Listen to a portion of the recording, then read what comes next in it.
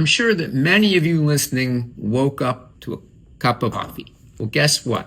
Each of you and all of your fellow Americans also woke up to $107,000 of national debt.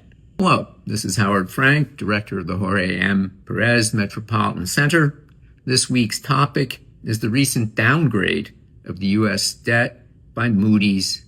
What is this saying? May 16th, Moody's, one of the big three rating agencies in this country, lowered its credit rating of U.S. Treasury debt from AAA to AA1. Why should you care? Short term, this means borrowing costs will increase for the U.S. government. Long term, it's a signal about the huge amount of debt that overhangs our economy and what that means for growth and the value of American-denominated assets, including stocks, bonds, and real estate. To put this debt into perspective, economists look at the ratio of outstanding debt to the size of a country's gross domestic product. So, for example, for Germany, the ratio of national debt to gross domestic product is 44%. For Mexico, it's 43%. For Canada, it's 56%. For Australia, it's 57%. For the Eurozone, it's 85%. And for the United States of America, it's 100%. It's important to note that not all debt is bad.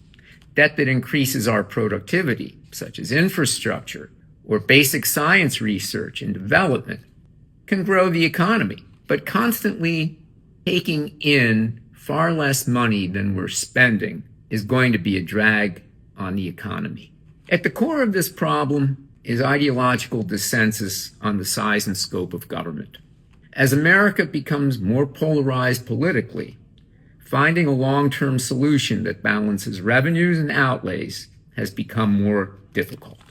America's demographics also factor into this problem. Slowing birth rates and an aging population contribute to the deficit, particularly for entitlement programs such as Social Security. Americans should avoid thinking that deficits don't matter. In 2024, almost 19 cents of every dollar spent by the U.S. government serviced interest of existing debt. That's a lot of debt service. Increasing debt threatens the U.S. dollar's status as the world's reserve currency. It's also a possible source of inflation, given our need for foreigners to buy our debt in order to fund the deficit. Stated simply, Moody's was the last of the three major bond rating agencies to lower their estimate of America's creditworthiness. We should pay careful attention to their signal about our impairment and our lowered creditworthy standing.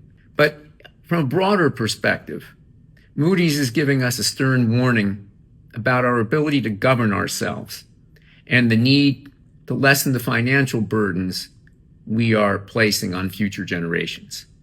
What do you think about the national debt?